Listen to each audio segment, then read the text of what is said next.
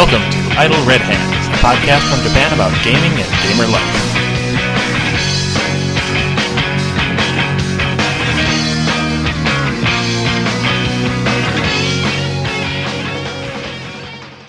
Welcome to Idle Red Hands. I'm Jeremy. I'm Lyle. And today we are talking to Lou Agresta of Grimmerspace. That is a sci-fi horror setting for Starfinder, and we wanted to learn a little bit more about it today. So hello, Lou. Hey, how are you doing, guys?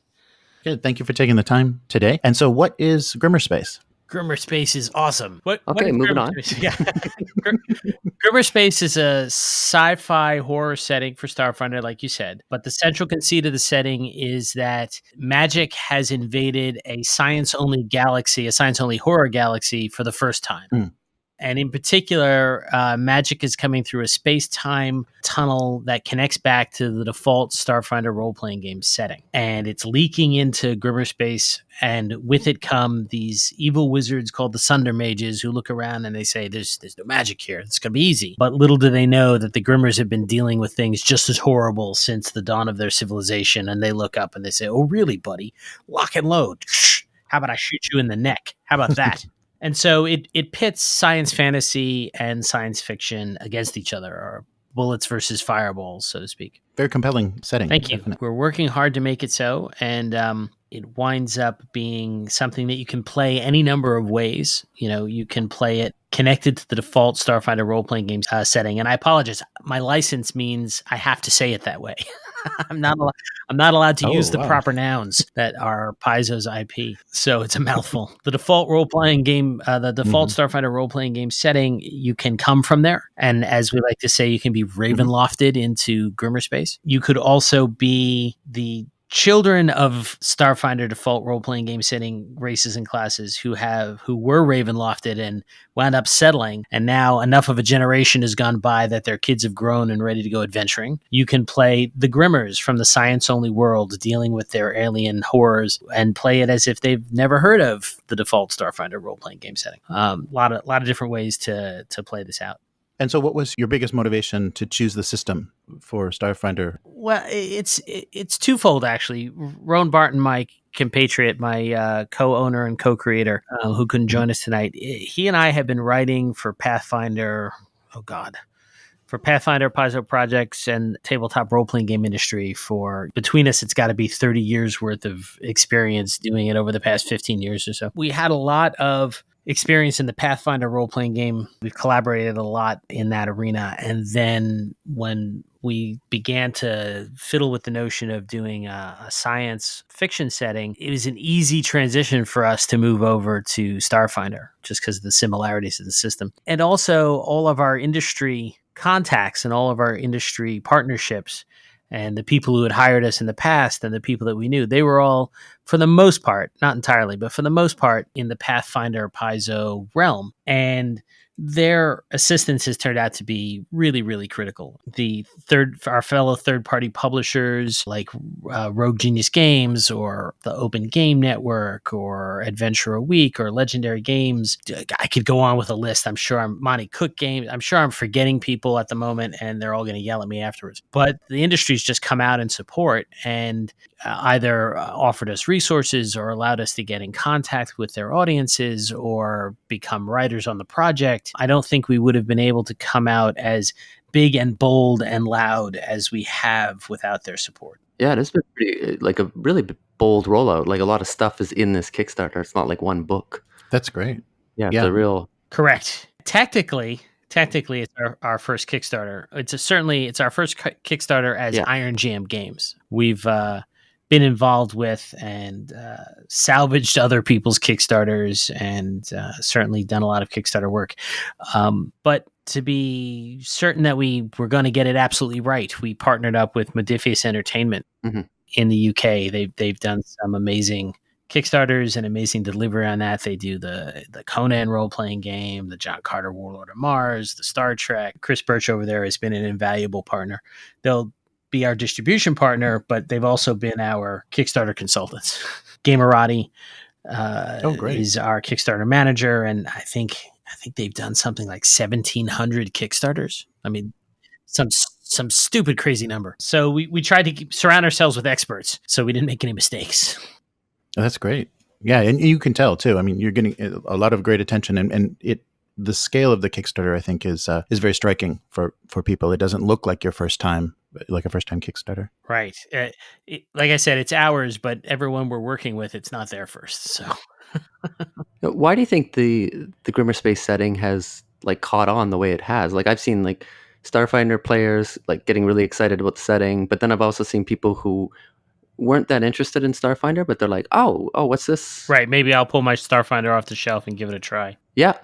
Or pick up Starfinder to give this a try. Yeah. We've also had a startling number of people, to us startling, who have said, well, I've never done Kickstarter before, but now I'm going to. Oh, really? Wow. So nice. like a lot of first time Kickstarter people. So we're answering a lot of questions about how Kickstarter works, which is fine. It's exciting that we were enticing enough. So why that enticing? I think two reasons. I think we hit a note, we hit a resonance. The default Starfinder role-playing game setting is, if you were to compare it to cinema, I would say it's very Guardians of the Galaxy in flavor and tone. And that's great. It's one of my favorite movies. But it's a very specific flavor. And if you wanted something that was a little darker or a little more adult or a little more edgy, you're not going to get it, generally speaking, is I think the consensus feeling. So when we said we're doing Starfinder like you've never seen it before, we're going to walk right up to the edge of our compatibility license and put our toes on the rated R line without crossing it. And we're going to handle this more serious, darker content or more serious horror content. I think we weren't the only ones who wanted that, is really what it boils down to. I also think there's a timing confluence. The Starfinder role-playing game came out almost 3 years ago. It sold gangbusters. And my suspicion is most people bought it and a bunch of books and stuck them on their shelves.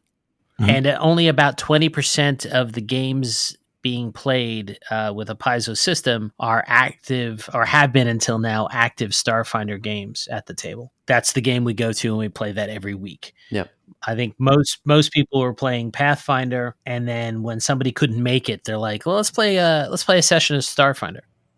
And the reason, I think, is really simple. Everyone loves it, loves the idea in the Pathfinder world, wants to give it a go. But when it came out, it doesn't mean anyone had finished their current Pathfinder AP or campaign. So campaigns can run a couple years. So now we get 2 years later, and I think everyone's campaigns that were going on at the time are starting to wrap up.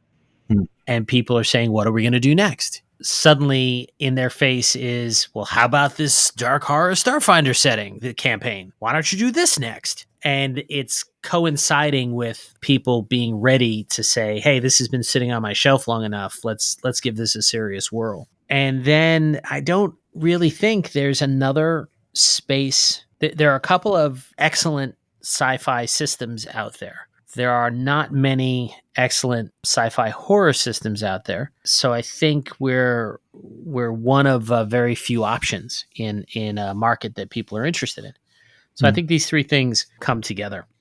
That's great. Yeah, that is very lucky timing. So was that intentional or just kind of good luck that kind of the 2 year span where people would be looking for another setting after the original Adventure Path? It was a combination of both. We sat down to make our feasibility assessment. The result was that analysis that I just dumped on you with far too many words. My God, when is this guy going to stop talking about the industry? And we said, hey, I think the timing's about right. Maybe give or take a year. So that went into our assessment of whether this was the thing we should do instead of trying something else.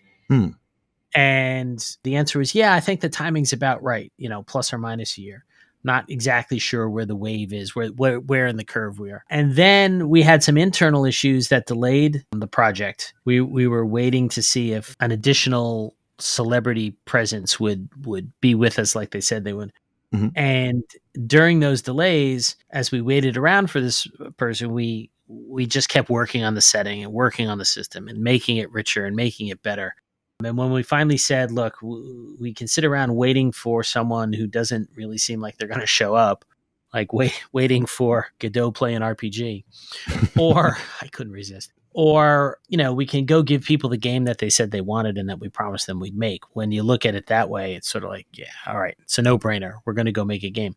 But that delay wound up making us a lot stronger. And I think that's the accidental part that made the timing even more precise. That's great. Well, you say you're one of the only SF horror options out there, or the good SF horror options out there. Not the only, but Yeah, one of them. Yeah.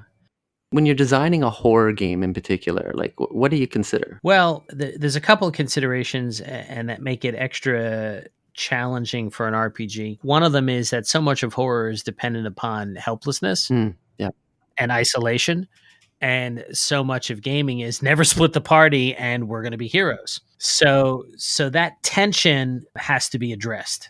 And we've addressed it by saying that our core setting, the Gliding Rim Galaxy, which is where we get G-Rim or Grimmerspace, alien horrors are just intrinsic. They're part of the setting. Horror is not even just alien, but every single aspect of the setting. We ask ourselves the question as we design, where's the horror? So everything reflects some aspect of horror, and the people there or the players there ultimately have been dealing with that. That's just par for the course. And so the design factor is rising above to be able to face that horror. Right. What we also did, and I wish Roan was here for this because he's he's not just a cinephile, he's an encyclopedia of film. And he's written a series of essays on what is horror in Grimmerspace. And these are being handed out to our writers as they come on board. And I've said in other podcasts, I'll say it again, I'm going to encourage him eventually to publish these because I think they're that great. Good.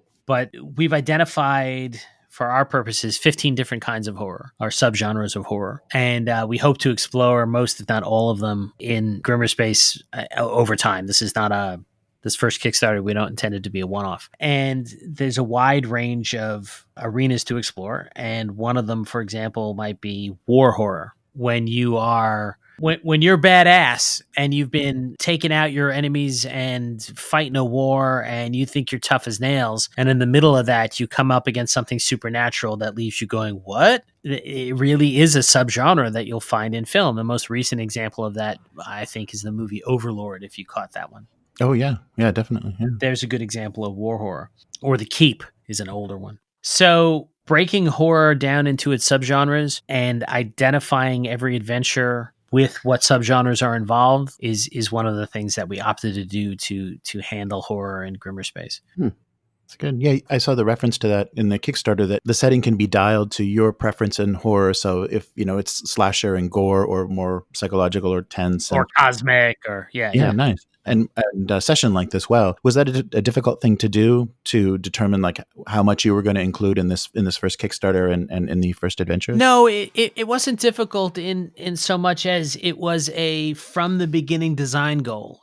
Meaning, as we first talked about it and said, so we're going to do sci-fi, but not just sci-fi meets science fantasy. It's got to be sci-fi horror, because there has to be some oomph, some juicy that can be the equivalent of magic, the counterpart to magic. And so we went sci-fi horror. The moment that we said that, we said, okay, well, what is that going to mean? How are we going to do that? Because, wow, there's a lot of problems with that. Some people, what does Roan say? Slasher fiction is the redheaded stepchild of horror. Usually done poorly, and a lot of horror aficionados will sneer at it. Of course, anything done consummately will rise above that crowd there, but that's not everyone's cup of tea.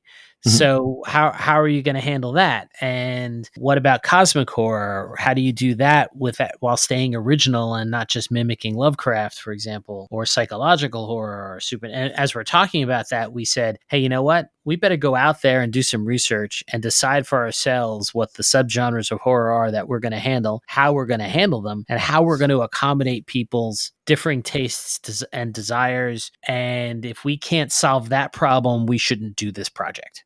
Oh, wow. So it was the first thing we tackled, making and necessary to tackle to our satisfaction before we could move forward. So we did that, and we said, as we were doing it, we said, well, we were also talking to various online groups and doing polls and a little bit of focus testing and asking people what they wanted and what they didn't want to get a temperature reading on where people were at with Starfinder. And one of the things that came out is people were like, oh, these long APs, I don't want that so much right now. And I think Paizo's recognized that too. They've shifted to shorter APs. So we said, okay, well, what if every location in our book what if our book is half adventure and half setting, and every single location gets an adventure? But the adventures will look at the content and say, well, we let the content speak to us. This needs a little bit longer. This needs a little bit shorter. And what emerged from that was encounters that you could kick off a campaign with in a day, in one session, things that would be like 1 to 2 sessions before you could finish them, and something that would be 2+, maybe 2, maybe 3, at most 4 sessions. And so we said, hey, look, we've got 3 lengths here just by the nature of the content. We've identified 14, and then we came across Roan came across war horror, and that makes 15 kinds of horror. What if we just identify the intensity and the reasons why we think it's intense? Well, now we can say it's this type, it's this intensity, and this length. Pick the adventure that you want. They're all labeled this way. And now you'll know what you're getting into. Yeah, that's great. That's very helpful for a group to figure out where they're going. We ran if you take Abattoir 8, which is our free adventure written by Richard Pett, it's his first ever Starfinder and first ever space horror adventure, but he's sort of a path master of horror for Pathfinder. If you look at that adventure, on the back of it, you'll see all the 15 kinds of horror, and you'll see like 2 of them are lit up. I think it's slasher and survival for that one. Mm-hmm. And we were a little nervous running with that as our first one, even though Rich Pett is such an original and interesting designer, because we didn't want people to think, oh, that's all this is. This is just slasher fiction. This is just a blood fest. And of course, we wanted to be original within that genre. But while we were playtesting it, we got a little nervous because in the playtest, people aren't picking and choosing. They're just playtesting what we hand them. So there were some people at that table who were like, partway in the adventure, they're like, nope. No, don't like this. No, Right. and we get playtest feedback like, this is awesome. This is incredible. This is the best thing ever. Oh my God, I never want to play this again. And it wasn't until we came to recognize, oh, right, that person, we asked a few questions and they're like, oh yeah, I don't like horror. Like, oh, okay, maybe you weren't the playtester for the horror adventure, but yeah, that was a little challenge. You can get that adventure for free too if you go to the Grimmerspace Kickstarter at grimmerspace.com. Half a little bit down the page is downloads this adventure for free. During the Kickstarter. That's the one you guys played. You playtested that. Yes, we did. Ran a live session of that, right? Yeah. And we let people know that it's there for free. Yeah. Yeah. I was watching and it was late, and then I gotta confess I just passed out because it was like 1 in the morning or something over here. Did your group get to the point in the adventure where they were looking into the meat processing plant? No, not quite. Yeah, we were kind of on our way to the control room. We were going up the kind of umbilical to the control room. Okay, so you decided to take the dark corridor. Yes. Yeah, we just found out. I think we ended on a little bit of a cliffhanger. We got a life reading that the person or the thing in the gap, sitting in the gap. Right. Okay. Yeah. That's where I got. I did a Roll20 actual play the other day, and that's where we got to. So a lot of people they checked out the other 2 corridors, and they walked into either automated harvesting or meat processing. A lot of people walked into meat processing, and I read the read aloud, and they're like, nah. Turn around, going back. Harvesting sounds good. That sounds like plants. I'm down with plants.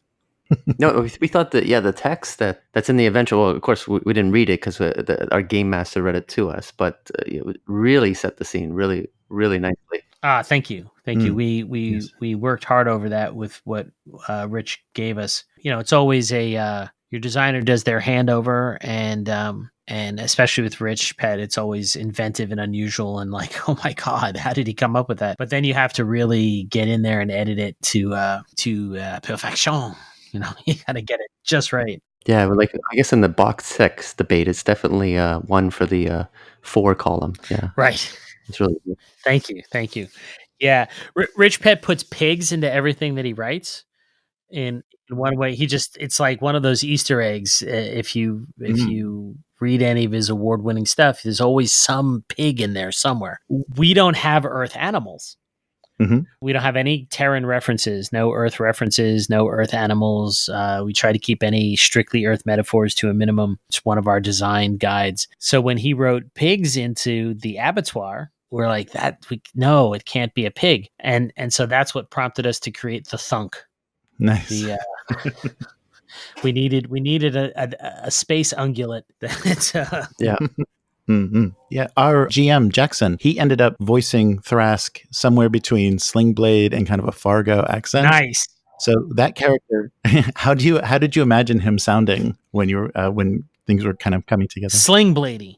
Oh, nice. Slingblady has always been sort of the guiding thing, and just not nice at heart like Slingblade. So Mhm. Slingblady, and then I never would have thought to add a Fargo accent. That's fantastic.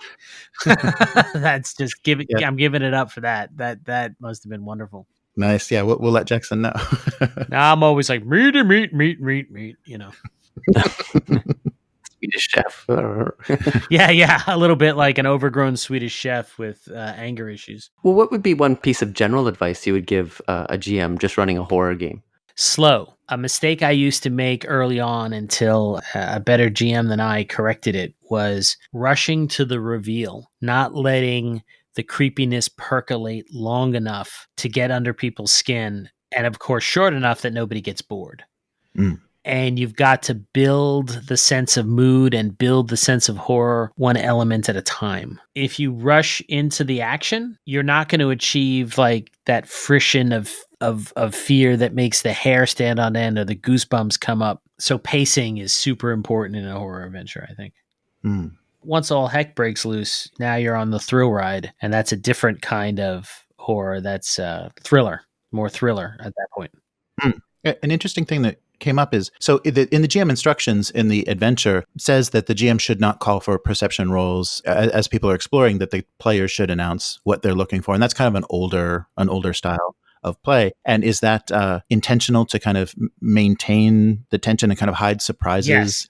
Yes, it is because that's exactly right. You know, and one of the other options I think listed in there was that the GM could ask for 10 perceptions like pre-rolled, Oh, right. right? Mhm. And then you just have a chart with a list of everyone's pre-rolled perception checks, and every time the GM needs one, instead of asking the player, they just look to the column of the row and check it off. Mhm. Because otherwise, when you have things that are going to startle people, or you have things that are going to be a surprise, and you say, "Hey, give me a perception check," and then everyone in the room's like, "I'll check two, I'll check two, I'll check two," you know, and suddenly there's no surprise, you know. Yes. So I personally I like the pre-roll 10 perception checks, pre-roll stealth check. I like the pre-rolling of multiple different kinds of checks so that I can just keep the narrative flow going smoothly. Yeah, that's Yeah. good. Yeah, that's a great strategy. And then Yeah. players walking down, I go, "Hey, you know, Ed notices in the wall that's not just a scratch mark. Those are words spelling out his name." Yes. So do you have a preference, or I mean, when you're doing the work that you did for Paizo in fantasy, did you like horror settings as well, or was this kind of new for you doing horror for role We've play? always had horrific elements. So Roan and I are just kind of not right that way. It just goes there, whether we kind of want it to or not. We haven't had horror settings. I mean, I did write a horror adventure for Call of Cthulhu called Snows of an Early Winter. And it's when I give seminars on nonlinear adventure design, it's one of the things I use as an example. So I had written horror before. This was modern urban horror. Roan's written a ton of horror, both in short fiction and in adventure. But usually with the work to speak to your question, usually the work in Pathfinder or other role-playing game systems, we're not deciding the setting. We're writing an adventure in somebody else's setting. So we don't get to make that call, but the horror creeps in anyway. Like, for example, Roan and I wrote an adventure called Citadel of Pain, and we didn't name that.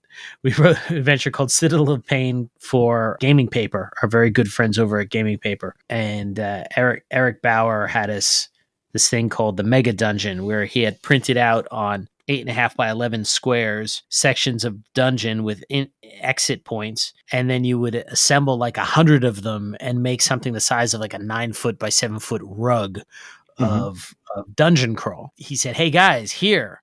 I'm like, "What am I supposed to do with this, Eric?" And he's like, "I want you and Ron to write an adventure for it."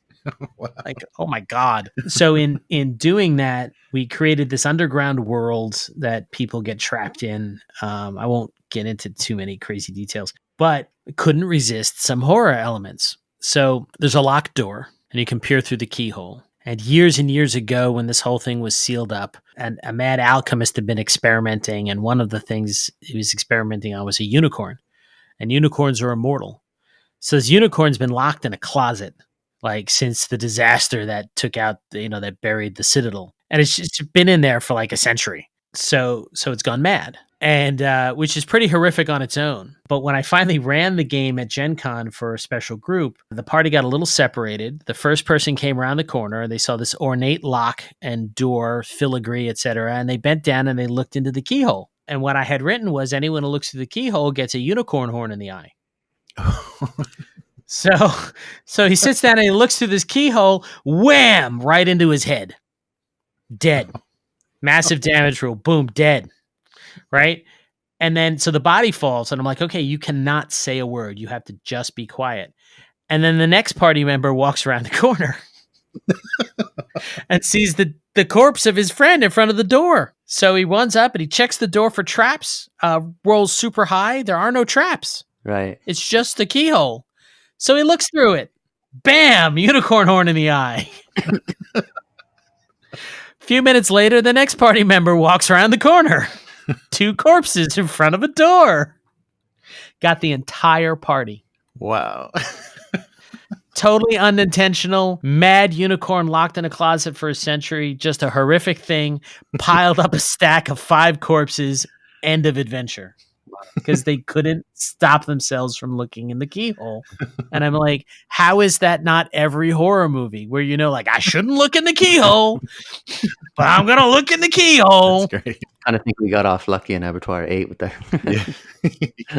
Yeah, it's a little slasher and survival horror. It's a little more part 2 of Abattoir 8, which the Kickstarter has enabled us to create, and they'll fold together into one adventure called Casket of the Cull. But part 2 is body horror, a little bit of cosmic horror, and so the horror tone shifts.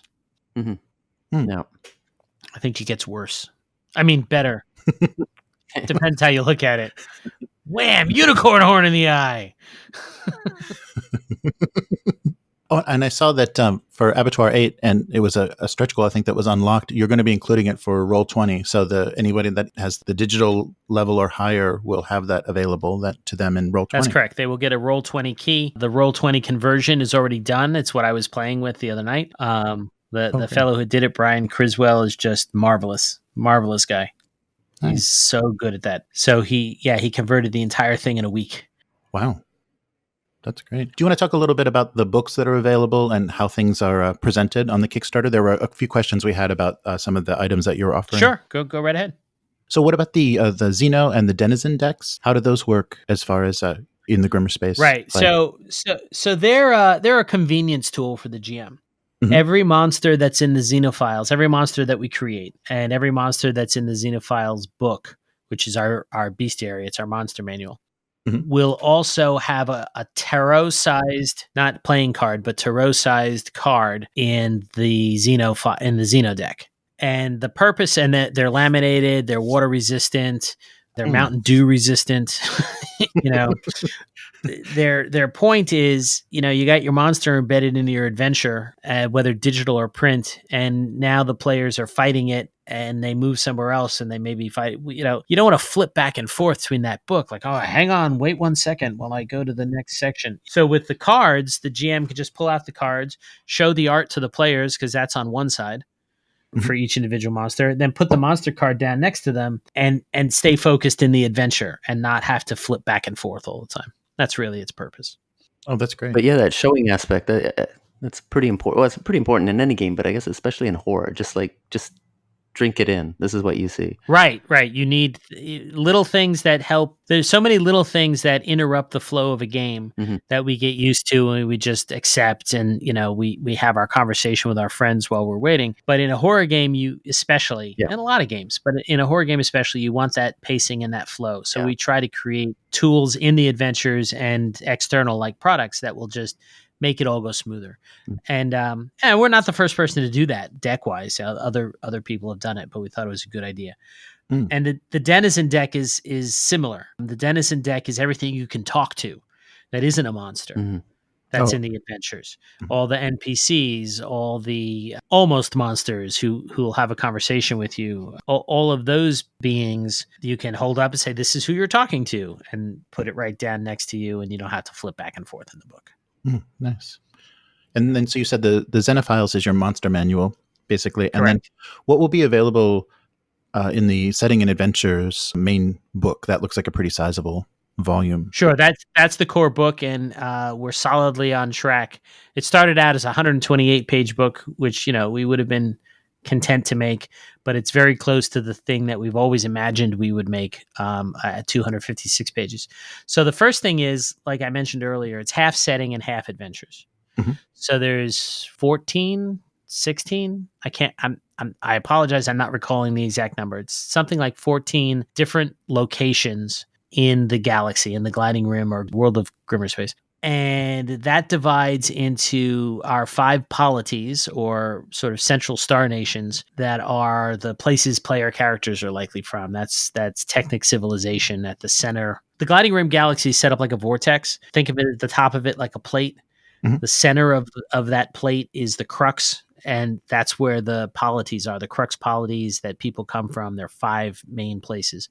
They're in the center. As you push out toward the edge of that top plate, or the top of the vortex, you're going toward the edge. That's where everything gets darker and stranger, more difficult, where they try to establish colonies. Some succeed, some fail. Everything below that, twisting below that in our imaginary tornado, is the gyre, and no one returns from the gyre. Or if they do, they're only pretending to be your friend. They're really something else. That's where there be dragons. So there are 5 polities, and they're each going to get a location setting description in the book, and then a whole bunch of locations on the edge. Every single location gets an adventure. There's no such thing in the book as a location described in the setting that doesn't have an adventure. So this helps us avoid creating like run-on encyclopedia entries that take you 5 sessions sitting on the toilet to get through. Instead, you get the core information you really need to ground you, and then you get an adventure to let everyone live through it. And then it's going to have a whole raft of other sections, like travel in Grimmerspace, or the races, the classes, the technologies, starships, NPCs that are traveling around the galaxy, organizations that players can belong to or become an enemy of, et cetera, et cetera. Nice. Are there any differences between starships in Grimmerspace and, I guess, the default setting of Starfinder? Yes. The Starfinder default role-playing game setting. It is. Okay. It just rolls off the tongue. I give Eric Mona such a hard time about that. He's writing our forward, and he's a friend, and every time, your license makes me say this, Eric. It's your fault. Yes, there is. First of all, we're going to be inventing. I've already started inventing Grimmerspace specific technology, and that's not just for players, but for starships as well. Oh, okay. And each starship each polity will have its own special technologies that only belong to that polity. So it'll make each starship from a different polity, a little bit special. But travel actually was a big one, because if you recall, we said magic is leaking into the galaxy for the first time. Uh-huh. But the drift drive of the default Starfinder role-playing game setting is magical. So that means that whatever was making ships fly around Grimmerspace before the Sunder Mages show up, there has to be something that's not magical. It's got to be different from the drift drive. Wow. Nice. So there has to be something. So, jump drive technology is a staple. You can find that on TV tropes if you look up science fiction. So we're inventing our own version of jump drive technology, something that is that's not magical, that's not going into another dimension inhabited by beings, in order to travel faster than light. And we have to do that as a reasonable armchair extrapolation from real science. And so we've come up with something. And then that had implications and ramifications, because suddenly, how much fuel you have, how much air you have, how much food you need to travel from point to point becomes much more important. And at the same time, you don't want some stupid bookkeeping system. It's not like I got to open my spreadsheet to play my role-playing game. Right. Yeah. So I don't know if you saw, we made a poster map to handle that. Oh, nice. Yeah, you'll see there's a 24 by 36 navigation map. Mhm. It shows the map of the crux and the edge. And while it's still in development, what you're going to be able to do is take a string or a ruler and put it, I want to go from here to here, and then move that ruler or string over to Right. the charts on the side that are organized by ship tier. And the length will just tell you, oh, that's how much food I need. That's how much fuel I need. That's how much air I need. Oh, that sounds fun. Yeah. And then it's got like, it shows the areas of all the polities and what they control and where they've established colonies. And then it has a table that shows common destinations, Uh-huh. like Adium Prime to Somnia. And it's just written there in the chart already, this much food, this much air, this much fuel. And we even invented a coordinate system that will actually works. So at the beginning of Star Trek or something here, star date, such and such and such and such. We're in the so and so sector 432, and it's always something nonsense that doesn't mean anything. So on this map, and we had to come up with a new one because no Earth stuff, right? The outer circle is divided in numerically, and then it's divided into pie slices. And then through the center, there's a line with letters. So you get, latitude, longitude circles. Okay. Concentric circles. And you can say, I'm in circle 14 to 15, sector H, and then each of those sectors is divided 1, 2, 3, 4, through 10. So sector H.9. And then you can say 4,333 light years positive conviction relative, meaning picking the closest celestial body and stating whether you're above the plane or below the plane in light years. And that will actually get you really, really close to where the sector that someone really is. Wow. And you can actually have a coordinate reference system for the map that works. Oh, nice. And you can find stuff on it. That's great. Yeah. Nice. I know you got a little bit of pressure in the comments on the Kickstarter, maybe to release the classes, the original classes that you're doing for Grimmerspace a little bit earlier. And I saw that you and Roan did videos for those. Can you talk a little bit about those? Sure. So, we actually started out with the intention of keeping player options to a minimum. Mm-hmm. And the reason was when we first started talking about it and thinking about this, it was still, Starfinder was a year old. People hadn't really played it a lot. And they were like, we've got plenty of player options to work through in the core book. We don't need third parties making up new stuff. Right. Now that changed over the next 2 years. Mm-hmm. And then also you start making your setting and it's kind of inescapable. The material itself starts demanding that there's a class right there. It's in front of you. You can't avoid inventing it, Mm-hmm. So each of our crux polities has given rise to a class. So there is the RCOP from the Astin Combine. Mm-hmm. The Astin Combine has an overpopulation problem, and everyone lives in arcologies, buildings that house a population the size of a nation and rise up into the stratosphere, so you can see them from space. The planet looks jewel covered, but someone's got to police that madness, and so you get the arcology cop. Mm-hmm. And the arcology cop. Think of this as the place where you would have like Judge Dredd or The Raid. Yeah. In an ecology, that kind of horror. Well, the arcology cop and the lowest levels of an arcology are all dirt poor, and the highest levels they're literally floating in low gravity. Mm-hmm. They're so exalted. Well, the arcology cop has a weapon, mm-hmm. and that weapon is special in the sense that it contains the literal mind of a dead arcop, of a previous arcop. Oh, nice. Didn't just donate my spleen to, organ harvesting. I donated my brain. Mm-hmm. And as the arcology cop levels up, the gun's abilities and powers level up. Yeah. So the arcology cop, it has 3 triggers. You can assign 3 different kinds of ammunition: crowd control, tranquilizing, and, kill that guy. Nice. And you can mix and match how it's going to be set up, and you get multi attacks from the triggers, but mostly it's a cop buddy movie. Right. Because you're like, you're gonna go left, and your gun's like, no, that's a bad idea. Go right. So, and then that connects over to another place called the Eminent Spectrality, because mm-hmm. the ARCOPs have to go there in a ceremony to get the other ARCOP inserted into their gun and get the bonding set up, And the Eminent Spectrality is where we have gothic horror. Oh, It's a nice. very ritualized culture. It's dominated by houses seeking life extension through biotechnology, but they're also extremely superstitious. Mm. From there arises a character class called the Recombinator. And the Recombinator is a little bit like a biological mechanic, but instead of building a drone, the Recombinator whips out their DNA lab and invents new life forms to serve it. Yeah, nice. And so you just much like a mechanic, as the Recombinator levels up, so too does their ability to create more and more horrific servitor life forms and DNA extensions and blend their biology into the things that they create. So as Roan put it, you fight horror by creating lab spawned horrors of your own. Nice. Yeah, and I think that's actually a good way to think of it.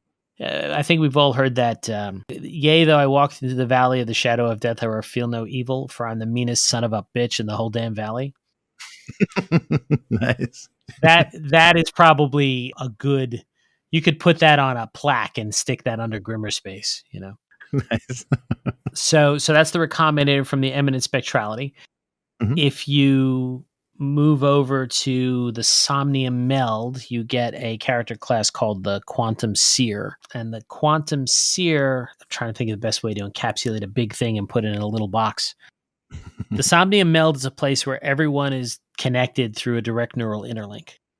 Mhm. Originally for joint research purposes while sleeping. You know, we wanted, I'll go to sleep and you can keep working on the science project we were working on. You know? The original inventors of the technology went into their shared connective neural space only to see that there was yet another layer, another quantum layer at which humanity was already connected, was already direct neural interlinked. They had physically visited or mentally visited the collective unconscious. And so they uploaded themselves into this quantum realm and became the dreaming gods of the dream magi of the Somnium Meld. And they're sort of godlike figures now that influence whole swaths of population from somewhere deep in the collective unconscious. So a quantum seer is part of the Somnium Meld. They're part of this uplink technology, and they have the ability that not everyone has to be able to peer into this quantum realm. And because the quantum reflects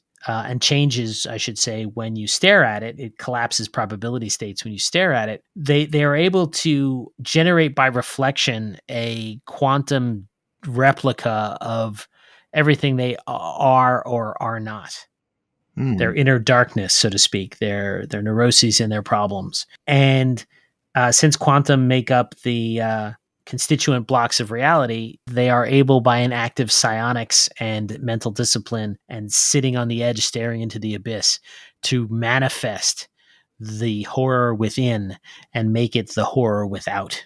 Wow. And then set it to crushing their enemies and punching noses and stuff like that. Right. Oh, that's great. Wow. So it's a little hard to explain. Yes. It's a little challenging, but you get it the second you see what Raiden Chen's amazing artwork of this woman suspended inside the kind of globule monster that she's manifested from the quantum realm. Oh, that's great. And there's more to it. There are side effects, there are challenges to using it. But that's the character class that comes out of the Somnium Meld. Mhm. We have the Crypto Monk. Largely originating in Gylor, but that's a little bit of a setting secret as to how accurate that is. So okay. Crypto Monk sitting at home, kind of going dark web, poking around message boards, finds a message board that says, you know, we may think that the Votigans have and other polities have fought back that stuff that comes out of the gyre, but that's all garbage. The aliens have really slipped in among us and are already possessing people. Right. So this is a common sci-fi trope, right? Common sci-fi horror trope. Your neighbor, Mrs. Wu, really has an alien parasite. The senator is really, you know, alien infected. So the Cryptomonk is poking around this dark web message board and then discovers that everyone else poking around it are being gifted or downloaded with plans for technology that shouldn't work, but for some reason it does. And you can make it out of everything. So you can make it out of your microwave, you know, a bicycle wheel, I should insert non-earth things, but you can make it out of household items. And suddenly you have a pair of goggles that can see the parasite wrapped around Mrs. Wu's spine. Oh, nice. Yeah. Right. And that also hands down instruction manuals for fighting techniques, for chi-based fighting techniques, that if you hit Mrs. Wu in the right complex of nerves, it'll set up a chain reaction within her body that like ejects the parasite. Nice. Wow. That's just an example. That's a very specific example, but there's a whole range. They become not just a Xenoseeker or Xenohunter, but martial arts equipped and able to make technologies from scrap that enable them to fight aliens Nice. better than anyone else.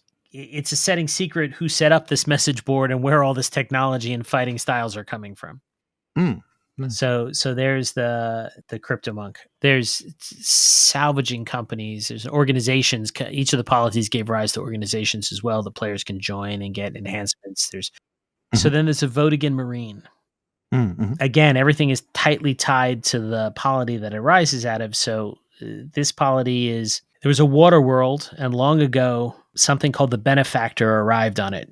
You can see a picture of this on the Kickstarter. Giant column of water going into the sky. Oh, yes.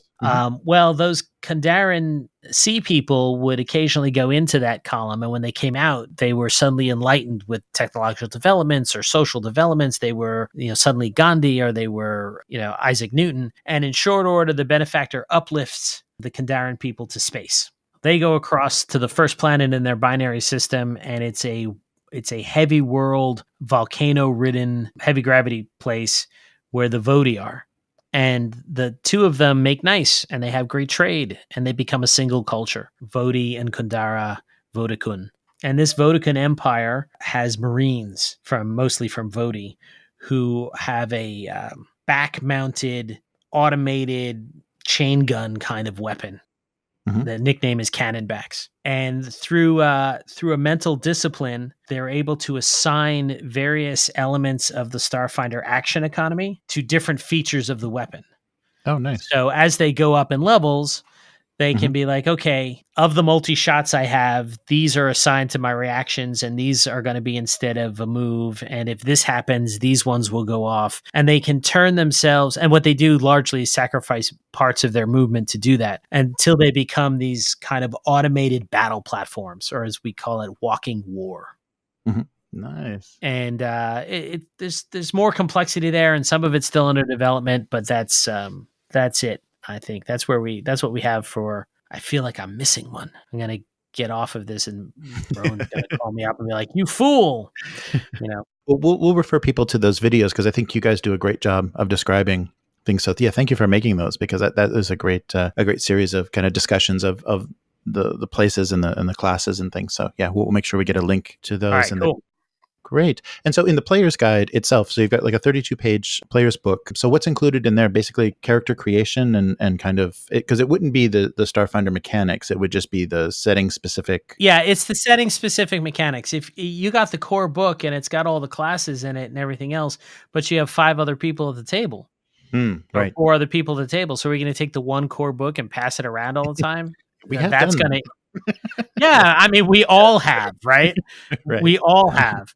And it's going to interrupt the flow of the game and the pacing that we were talking about earlier. So the player's guides are 32-page soft cover, saddle stitched. I think they're saddle stitched. Duplications of the player only and player specific material, so you don't have to do that.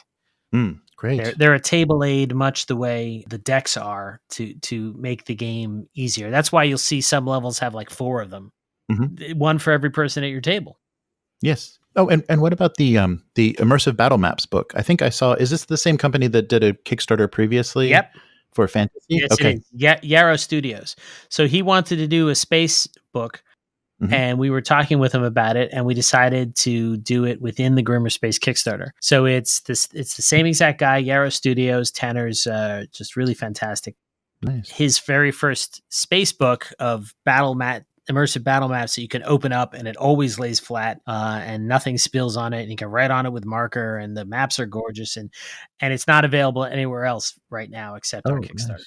Oh, great. Yeah, it looks beautiful. Yeah, you've got a nice shot of that in the video. That's good. And keep an eye out. We got an update coming where it's going to get a facelift, And we already had an update that there's a 4-page fold out in the center of it that's a ship from Grimmerspace. Oh, nice. There's going to be an update. In fact, I was writing the update earlier today. Yeah.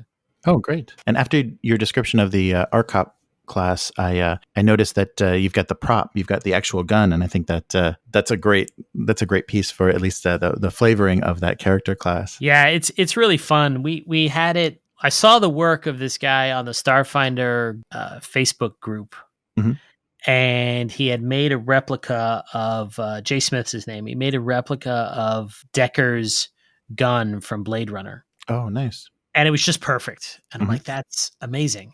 So we got a hold of him, and he took the commission, and he's gonna, for everyone who gets that, he's gonna hand make a movie quality model prop of the RCOPS piece. Wow. And send them an individual one. And nice. Yeah, and we had that at PaizoCon during our launch party.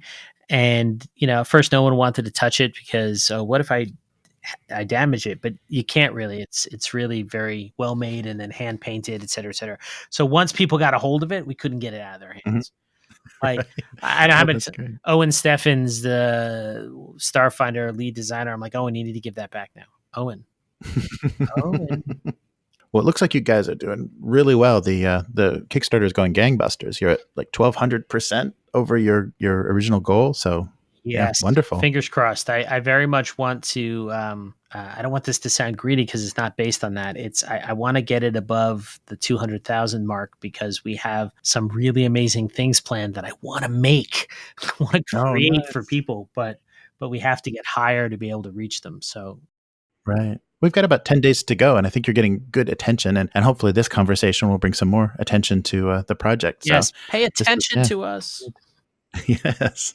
So you discussed previously that you just need the Starfinder core book or the starter set, and both of those are available as pledge levels on the That's correct. That's correct. We, as a convenience to backers, just like we had a lot of people who said that they were going to try Kickstarter for the first time, we had a fair number of people who've been thinking about Starfinder. So we created 2 backer levels. One where we figure it's for people, doesn't have to be this way, but we figure it's for people who've never played a role-playing game before. It includes the Starfinder beginner box. You just get it right there on the Kickstarter. And then there's another level that includes the Starfinder core rulebook. If you've been Starfinder-curious, we call it. So, it's been great talking to you, and I really appreciate you making the time, especially on Japan time. Nah, no worries. My pleasure. And thanks for running the game. Oh yeah, we really enjoyed that. That was a real surprise because we weren't quite sure what to expect with a sci-fi horror setting, and it was really fun. And I think specifically the mechanics of Starfinder work well with how you've set things up, because especially at level 1, once we started losing hit points and had no stamina left, it did become kind of run and gun and hide and figure out how we're going to beat Thrask. Yes. Meaty, don't run around. My favorite line I've come up with when running that adventure is "Stop pretending you're not meat." Yes, nice. Yeah, that was themed really, really great. I enjoyed that. Right, I'm glad. Take a look at Grimmerspace on Kickstarter. How about the future of Grimmerspace? What kinds of things, once people back this project in Kickstarter, what kinds of things in the future are you thinking about? We have only just begun. Excellent. We have only just begun. We have many plans. One of the things that's not in this yet is like an AP covering the central tension of the setting. So that's certainly something we're kicking around. Grimmerspace itself, the Gliding Room Galaxy, is huge. We have only touched, like, you could have an entire campaign in one arcology and never leave it if that's what you wanted to do. There is just so much room and so many possibilities that we certainly intend on creating more adventures. Excellent. We have some plans that I was alluding to earlier about that I hope we can do this Kickstarter. That would expand player options even more. And some of it, we're going to wait and see what the amazing luminaries who've promised to do some writing for us, what they come up with. Oh, excellent. See what the material itself tells us needs to be brought into the world, because that usually happens when you create, you start seeing, oh yeah, and this, oh yeah, and that. One more question from the podcast everyone is dying to know. What is your favorite Sean Astin movie? There's so many of them. They're so good. There is this one scene I always tease Sean about when we see him. In 51st Dates, he has this thing where he makes his pec muscles move independently because he plays like the annoying younger brother Right. of the female lead. So I tell him that's my favorite movie moment of his, which just gets him to like kind of glare at me. It's gotta be Lord of the Rings is just so iconic, so inescapable. Oh, yeah. Rudy is off the hook. Mhm. I loved him in Stranger Things. Yeah, that was a good, nice surprise. He there's that scene in Stranger Things. Won't spoil it for anyone, but there's a scene in Stranger Things where they're thinking about watching a movie, and someone suggests a horror movie, and Sean goes, "Oh no, I don't like horror movies." That's real. That's actually real. It's not that he doesn't like them. It's that he's very affected by them. Some people are very affected by horror movies. He gets really creeped out. And for the guy who's been in The Strain, it's so awesome to spook him out. Like you can really get him. Yeah. I got to get Rudy. The Goonies. Come on. Yeah. I don't want to say that his earliest work is my favorite because then it'd be like, oh, thanks. Although he's immensely proud and rightly so, of course, of the Goonies, but that's just become iconic. Yeah, I'm a Sean Astin fan.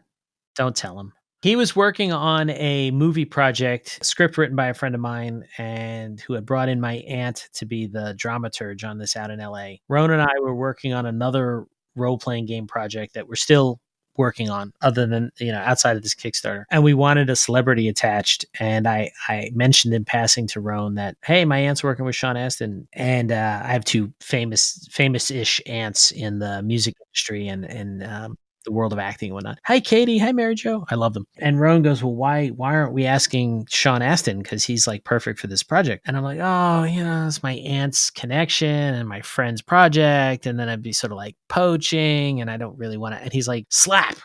Just, do you think your friend and your aunt will love you less if you ask? No. So you don't get if you don't ask. Just ask the right way. And I'm like, okay, you're right. So I screwed up my courage with Roan's support and prompting. That's an ongoing theme in our friendship. Yeah. Then I asked her if she would make the introduction. If my friend Tom would make the introduction, he said sure. And we talked to Sean, and he loved our project, and that led to us like pitching stuff out in Hollywood together, and we became friends over the course of that. He's very involved too. He's a creative developer. He's going to review the material, already has, and gives us feedback on it creatively, helps it become more cinematic. And he's a real creative powerhouse. You can't always catch him. Sometimes he's reading the stuff on the plane and getting us the feedback in notes, but it's always powerful and it's always transformative. So it's great to work with him. When this project came along, we called him up again, and we had all these ideas about trying to make it work for him. But that's like trying to give the guy who's everything something for Christmas, And he's like, wait, stop. Story's worthy. You're worthy. Your stories are worthy. Of course I'll help out with this. And that's just who he is. He really believes in the transformative power of story to shape lives. And we've got well, it's been really great talking to you, and we're really excited about the project, and people should definitely check out Grimmerspace. All right. Well, thank you very much for having me on. I appreciate it. For RPGs.